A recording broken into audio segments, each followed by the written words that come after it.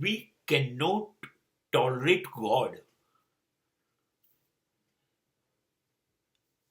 આપણે ઈશ્વરને સહન કરી શકીએ એટલી શક્તિ આપણી છે નહીં. ઈશ્વર જબરજસ્ત મોટી ઉર્જા, મોટી શક્તિનું નામ છે. એને કોઈ સ્વરૂપ નથી, એને આકાર નથી, કદ, રસ, રંગ, રૂપ, ગંધ કશું નથી, ભાષા પણ નથી. આપણે ઈશ્વરને સહન કેવી રીતે કરી શકીએ? કેમ કે આપણે સમજીએ છીએ શું?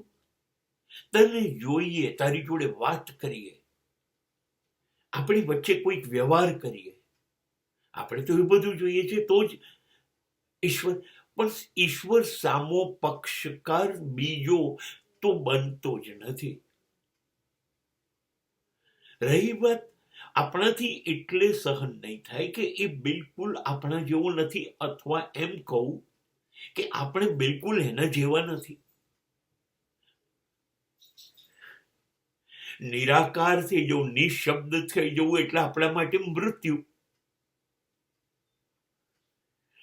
તો શું આપણે મૃત્યુ પામી શકીએ? આપણને ગમે છે? મૃત્યુનું નામ જ નથી ગમતું.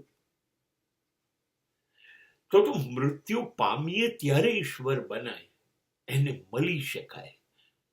કેમ કે બે જણ તો શક્ય નથી, ઈશ્વર અને આપણે એક જ શક્ય છે. તો ઈશ્વર તો મરવાનો નથી, માટે એ તો રહેશે, તો આપણે જ મરવું પડે. હવે ઈશ્વરના જે ગુણ છે, ઈશ્વર એટલે સત્ય, ઈશ્વર એટલે ન્યાય, નીતિ, ધર્મ અને અદ્ભુત પ્રેમ, નિર્દોષતા, પ્રામાણિકતા, આ બધું ઈશ્વર. હવે આ બધું આપણામાં છે? આપણે લાવી શકીએ આ બધું?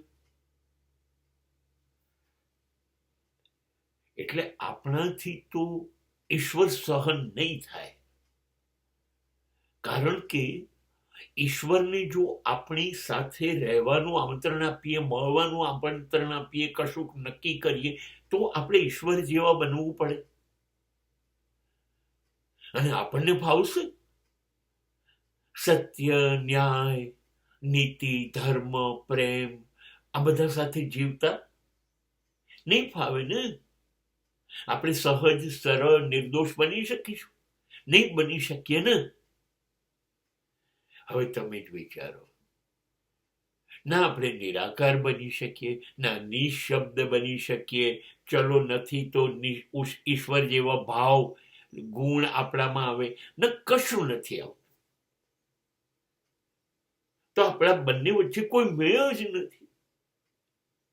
એટલે આપણે સમાજમાં રહેવું છે, અને ઈશ્વર સંસાર અને સમાજની રચના કર્યા પછી એની અંદર રહેતો જ નથી, ગાયબ થઈ ગયો છે. હવે આ બે જણા કેવી રીતે એકબીજા સાથે મળશે?